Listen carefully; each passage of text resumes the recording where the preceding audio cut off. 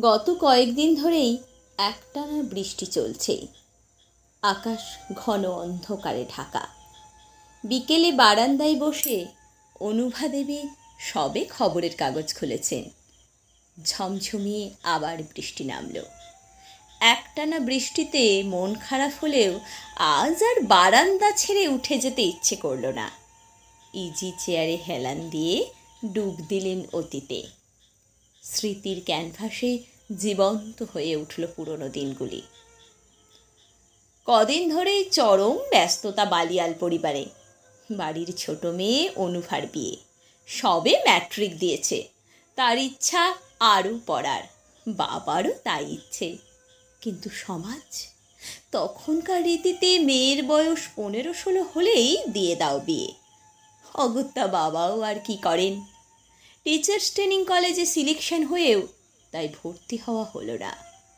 বিষণ্ণতা নিয়েই বিয়েতে রাজি হয়ে গেলেন। সেদিনও বিকেল থেকে প্রচণ্ড বৃষ্টি। আকাশ ভাঙা বৃষ্টিতে যেন চারিদিক ভেসে যাবে। সকলে চিন্তিত হয়ে পড়লেন। 8:30টায় লগন। মুহূর্তগুলো যেন কাটতেই চায় না। এক একটা মিনিট ঘণ্টাখানেক বলে মনে হচ্ছে। চিরকালই অন্তর্মুখী সে। তার মনে যে কি ঝড় চলছে কেউই বুঝতে পারছে না। অথচ বিপরীতমুখী একটা আশাবাদিতা তাকে স্থির অবিচল রেখে দিয়েছে। মনের গতি প্রকৃতি বড়ই জটিল। তাই সেও কি একটু টেনশনে? মেধাবী অনুভব আজ লোকের বাঁকা কথায় ভীত। হঠাৎ উলুধ্বনির শব্দে চিন্তাসূত্র ছিন্ন হলো। দোতলার জানালার শার্সি খুলে দেখলেন বরের পালকি দুয়ারে দাঁড়িয়ে। কত পুরনো, এখনো যেন টাটকা, জীবন্ত। কিন্তু চিন্তাসূত্র ছিন্ন হয়ে গেল সীতেশের ডাকে। কই গো, এসো। তখন থেকে বারান্দায় বসে রয়েছ, ঠান্ডা লেগে সর্দি বাঁধাবে যে। মনে পড়ে এ বাড়িতে এসে শ্বশুরমশাইয়ের কড়া অনুশাসনে প্রথম দিকে মানিয়ে নিতে বেশ অসুবিধে হতো। কিন্তু সীতেশের ভালোবাসায় আপ্লুত সে। তার মন খারাপের মেঘগুলো পাড়ি দেয় ভালোবাসার রাজ্যে। কোল আলো করে জন্ম নেয় পুত্র সন্তান। সংসারের দায়িত্ব বাড়ছে। এমন সময়ে আবার অ্যাপ্লাই করা টিচার্স ট্রেনিং কলেজের চিঠি আসে। কি করবে সে? সীতেশ বাবার ভয়ে জুবুথুবু। শুভাকাঙ্ক্ষী কয়েকজন ভর্তি হওয়ার জন্য চাপ দেয়। সীতেশ চুপচাপ থাকে। সংসারের ঘানি ঠেলতে ঠেলতে সে যেন বিপর্যস্ত। তাই কখন যে নিজের ভালো লাগাগুলোর বিসর্জন ঘটে গেছে বুঝতেও পারে না। শ্বশুরবাড়ির নিস্পৃহতা তাকে মর্মাহত করল। তাই ট্রেনিংয়ের প্রস্তাব নাকচ করে দিল সে। সংসারের পরিবর্তনে সংসার বড় হয়। ইতিমধ্যেই শ্বশুরমশাই মারা গেছে। 3টি ভাই, বোন, মা ও নিজের সন্তান নিয়ে সীতেশ নাজেহাল। এদিকে দায়িত্ব বাড়ছে, পাল্লা দিয়ে বাড়ছে নিজের স্বর্ণালী মুহূর্তের বিসর্জন। নিজের ভালো লাগা মন্দ লাগা কবেই ভুলে গিয়েছে সে।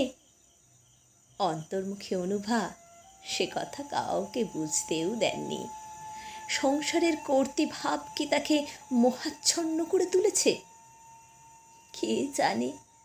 সংসারের দায়বদ্ধতা তাকে আষ্টে পৃষ্ঠে বেঁধে ফেলেছে। তবুও মাঝে মাঝে হিমেল হাওয়ার মন কেমনের ডাকে ভিতরটা হু হু করে ওঠে। শীতের ভরা যৌবনের ডাক নিয়ে যায় স্কুল জীবনের ম্যাজিক মুহূর্তগুলিতে। ভিড় করে রাধা, বিপাশা, সায়ন্তনীরা। সেবার ওদের ক্লাস 9। বর্দি বললেন স্কুল থেকে একটা বনভোজন করা হবে। স্কুলের পাশেই যে শালমহুলের জঙ্গল আছে ওখানেই হবে বনভোজন। সেবার কি মজাটাই না হয়েছিল।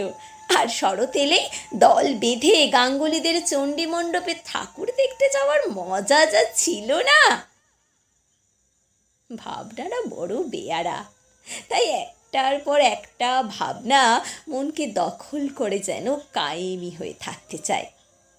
বেশ, থাকুক না, ভালোই তো এই দুদণ্ড নিশ্চিন্ত অতীত যাপন। এখন সংসার তার আর আপন গতিতেই চলমান। ছেলেরাও বেশ বড় হয়ে গেছে। আচ্ছা, ওরা কি মায়ের মনোরাজ্যের হদিশ রাখে?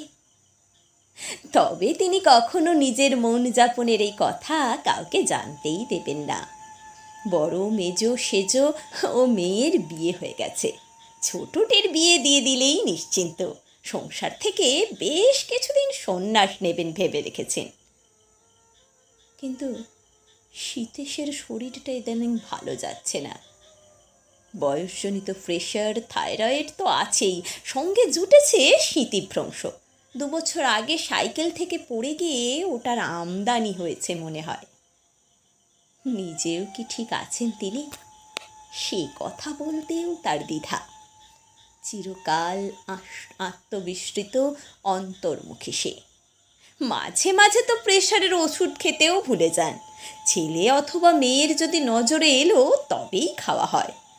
অথচ সকলেই নিজ কাজে ব্যস্ত, সবসময় বাড়িতে থাকা তাদের পক্ষেও সম্ভব নয়। সবই বোঝেন, তবুও কিসের এক অভিমান পেয়ে বসে আছে তাকে। মনে হতে থাকে, এটাই কি সারা জীবন সংসার জীবনে বলি দেওয়ার প্রতিদান? পর মুহূর্তেই নিজেকে ধমক দেন নিজেই। ছিছি, কি ভাবছি আমি সন্তানদের নিয়ে। এদিকে শীতেশ আবার চোট পেয়েছে মাথায়, সঙ্গে সঙ্গেই হাসপাতালে ভর্তি করা হলো। ডাক্তার কলকাতায় রেফার করে দিল, কিন্তু কলকাতা থেকে দিব্যি সুস্থ হয়ে ফেরত এলো শীতেশ। বাড়ির সকলের কি আনন্দ! তারও বুকের ভার অনেকটা হালকা হয়ে এলো। কিন্তু 1 সপ্তাহের মধ্যেই শীতেশকে আবার কলকাতা নিয়ে যাওয়া হলো। এবার যেন মনটা কু ডেকে উঠল। গাড়ি ছাড়ার সময় শীতেশের দৃষ্টিতে কি অসম্ভব দেখে ফেলল সে। তবে কি নিজেকেই প্রবোধ দেন? অথচ সারা রাত চোখের পাতা এক করতে পারলেন না। আশঙ্কায় সত্যি হলো, শেষ রক্ষা হলো না। অপারেশন টেবিলেই নাকি শীতেশ চিরঘুমের রাজ্যে পাড়ি দিয়েছে, তাকে ছাড়াই। কাজকর্ম সব স্বাভাবিকভাবেই হয়ে গেল। বড় সংসার কবেই ছোট হয়ে গেছে প্রয়োজনে। বৌমাদের ছেলের কাছে পাঠিয়ে দিয়েছেন। নাতি নাতনিদের পড়াশোনার জন্যে গ্রামের চৌধুরীতে আটকে রাখতে চাননি। এখন তিনি কি করবেন? ছেলেদের কাছে গিয়ে থাকবেন নাকি মেয়ের কাছে থাকবেন? তবে তিনি বাড়িতেই থাকতে চান। ছেলে বা মেয়ে কারো কাছে গিয়েই বোঝা হতে চান না। কিন্তু এই সামান্য কথাটা বলতেও তার দ্বিধা। চিরকাল অন্যের সুখে আত্মবিসর্জনকারী তিনিও আজ অদ্ভুত দোলাচলে। মাঝে মাঝে বেশ অভিমান হয় তার। কেউ তাকে বুঝল না, কিন্তু সেটাও ক্ষণিক ভাবনা মাত্র। তবে সকলের জোরাজুরিতে বাড়ি ছেড়ে বেরোলেন। আস্তে আস্তে শোকটা কি কাটিয়ে উঠতে পারবেন? আসলে গলগ্রহ হয়ে বাঁচাটাই দুর্বিষহ। এই প্রথম নিজেকে নিয়ে ভাবতে শুরু করেছে সে। তার মনে হচ্ছে, যদি কিছুদিন আরও বাঁচি তবে শঙ্করপুরেই থাকব। কিন্তু কিছুদিন ধরেই বুকের ব্যথাটা বেড়েছে যেন। সকলকে কেমন দেখতে ইচ্ছা করছে। মুখ ফুটে সে কথা বলতেও পারছেন না। কি মনে হলো, আজ সারা রাত গল্প করবেন নাতনির সাথে। রাত্রি 12টা পর্যন্ত বেশ গল্প করেই সময় কেটে গেল। কখন চোখের পাতা লেগে গিয়েছে বুঝতেও পারলেন না। সকালবেলা যেন আর পারছেন না। বড় ছেলে জিজ্ঞাসা করল, মা মা কিছু হয়েছে?